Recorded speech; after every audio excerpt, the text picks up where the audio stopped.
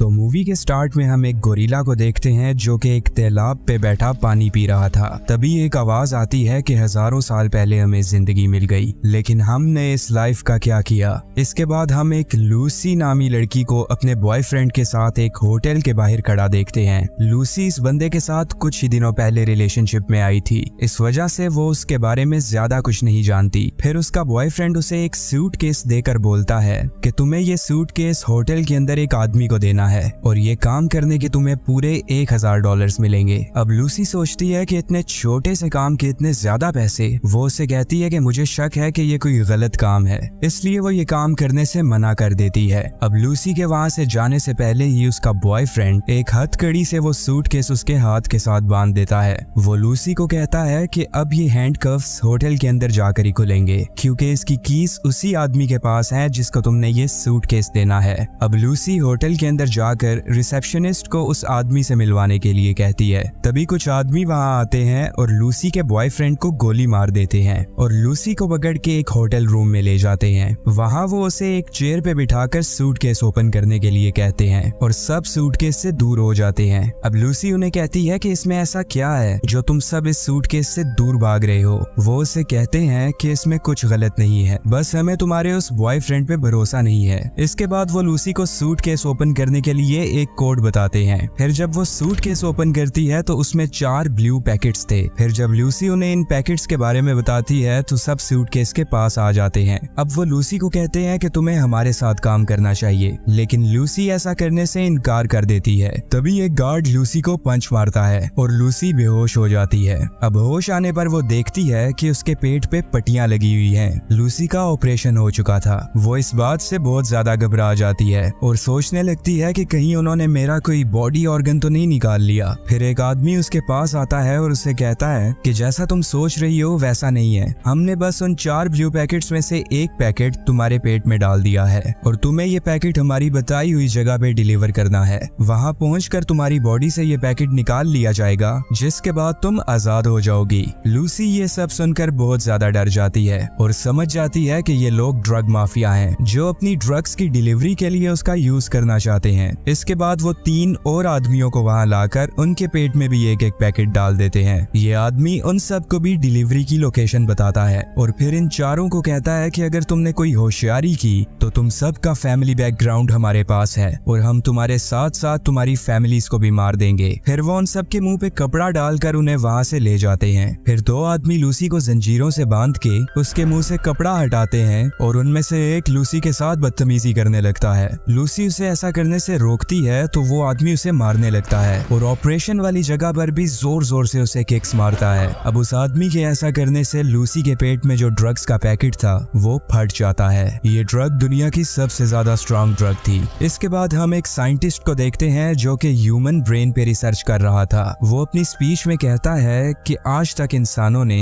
अपने दिमाग का सिर्फ 10% ही यूज किया है और सिर्फ इस 10% को यूज करने से ही उसने दुनिया में क्या क्या बना दिया, ये आप और मैं तो जानते ही हैं। फिर वो कहता है कि दुनिया में एक ऐसा लिविंग बीइंग भी है जो इंसानों से भी ज्यादा अपने दिमाग का 20% यूज करता है और वो है डॉल्फिन्स। डॉल्फिन्स बहुत ज्यादा इंटेलिजेंट होती हैं और टेलीपैथी के थ्रू एक दूसरे से कम्युनिकेट करती हैं। फिर साइंटिस्ट कहता है कि अगर इंसान अपने दिमाग का 20% यूज करने लगे तो वो अपनी पूरी बॉडी के बारे में सब कुछ जान जाएगा और उसकी बॉडी उसके कंट्रोल में आ जाएगी। फिर हम लूसी को देखते हैं और पेट में ड्रग्स पड़ जाने की वजह से उसकी बॉडी में ऐसे चेंजेस आए कि उसका ब्रेन सुपर ब्रेन बन गया, जो कि अब 10% से अनलॉक होके 20% यूज होने लगा था। फिर वही आदमी वहां आता है जिसने लूसी को मारा था। उसका इरादा था कि अब वो जबरदस्ती लूसी के साथ इंटीमेट होगा, लेकिन लूसी अब एक हाइपर एक्टिव माइंड के साथ बड़े आराम से अपनी चेयर पे बैठी हुई थी। पहले तो लूसी अपनी लेग स्प्रेड करके उस आदमी को अपने पास बुलाती है और जैसे ही वो उसके पास आता है लूसी उसे जोर से पकड़ के उसका बेल्ट खींचती है और फिर बेल्ट से उस टेबल को खींचती है जिसपे उस आदमी की गन पड़ी थी। लूसी गन से उस आदमी को मार देती है और टेबल से कीज उठाकर खुद को अनलॉक करके वहां से निकल जाती है। फिर वो हॉस्पिटल जाती है क्योंकि उसे अपनी बॉडी से सिग्नल्स मिल रहे थे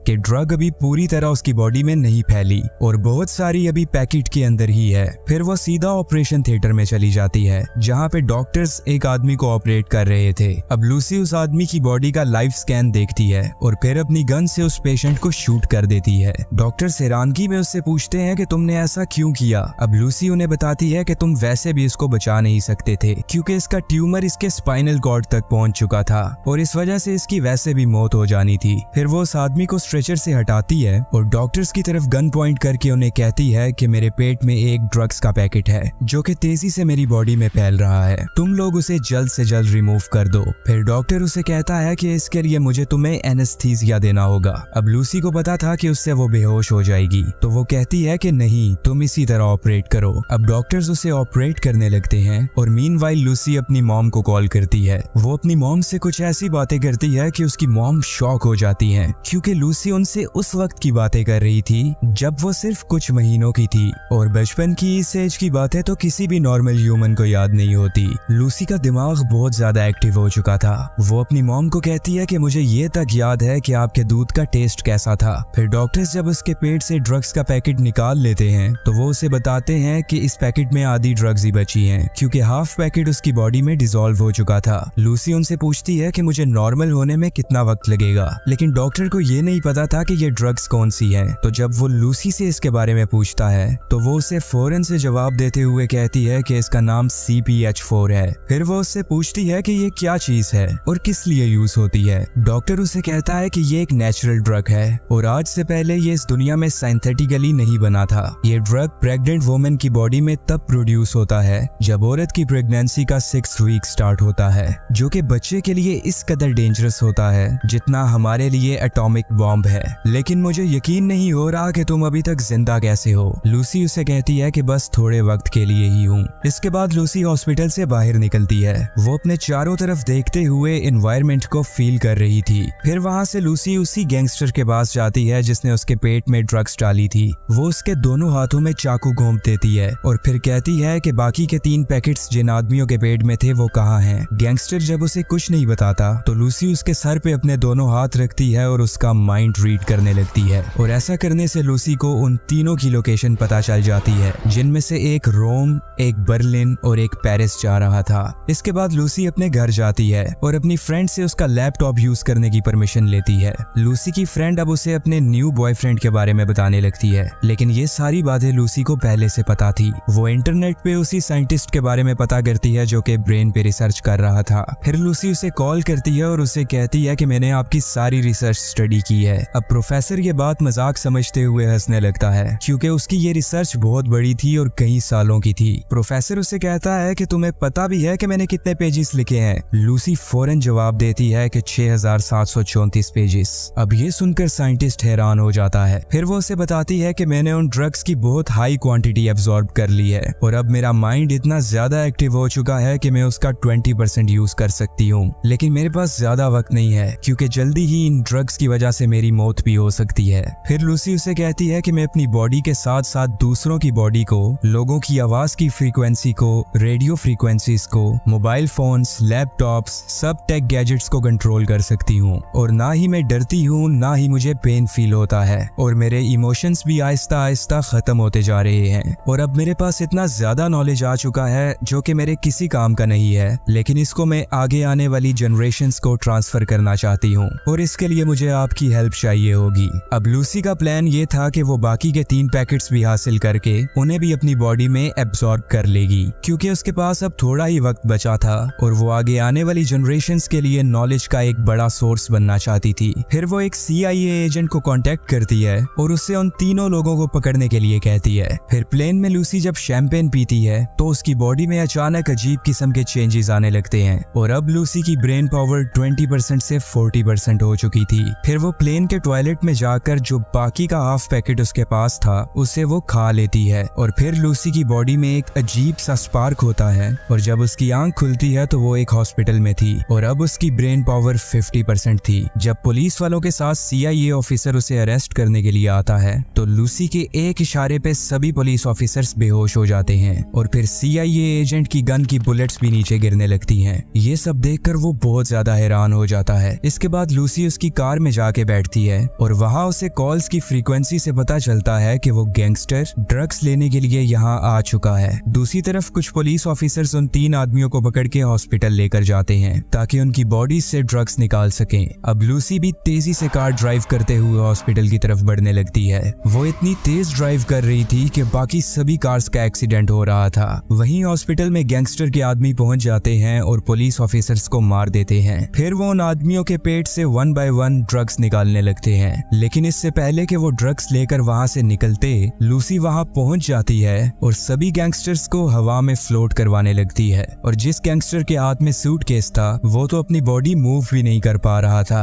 लूसी उससे केस लेकर वहां से निकल जाती है। इसके बाद लूसी प्रोफेसर से जाके मिलती है और उससे कहती है कि मेरे पास ज्यादा वक्त नहीं है, इसलिए इन बाकी के पैकेट्स को भी जल्द से जल्द मेरी बॉडी में इंजेक्ट कर दें। वहीं दूसरी तरफ हम गैंगस्टर्स के बॉस को देखते हैं जो अपने आदमियों के साथ लूसी पे अटैक करने के लिए आ रहा था। यहाँ साइंटिस्ट लूसी में ड्रग्स इंजेक्ट करना स्टार्ट करता है और CIA एजेंट पुलिस ऑफिसर्स के साथ मिलकर गैंगस्टर्स के साथ लड़ने लगता है। अब जैसे जैसे लूसी की ब्रेन पावर बढ़ रही थी तो उसकी बॉडी से एक ब्लैक सब्सटेंस निकलने लगता है जो कि वहाँ हर जगह फैलकर सभी मैटर और एनर्जी को एब्सॉर्ब करने लगता है। CIA एजेंट गैंगस्टर्स के साथ लड़ते लड़ते काफी ज्यादा जख्मी हो चुका था। अब लूसी की ब्रेन पावर 99% हो गई थी और उसके आसपास सब कुछ व्हाइट दिखने लगा था। वो वहाँ अपने ब्लैक सब्सटेंस से एक बहुत बड़ा कंप्यूटर बनाती है और अपनी सारी नॉलेज उसमें स्टोर करने लगती है। फिर लूसी एक के बाद एक टाइम और लोकेशंस में ट्रैवल करने लगती है, यहाँ तक कि वो डायनासोर्स के दौर में भी चली जाती है। और फिर वो उसी गोरिल्ला के पास जाती है जिसको हमने मूवी के स्टार्ट में देखा था। और फिर वो शुरू से एंड तक पूरे यूनिवर्स को देखने लगती है। अब गैंगस्टर्स का बॉस लूसी तक पहुंच जाता है और वो उस पे गोली चलाने वाला था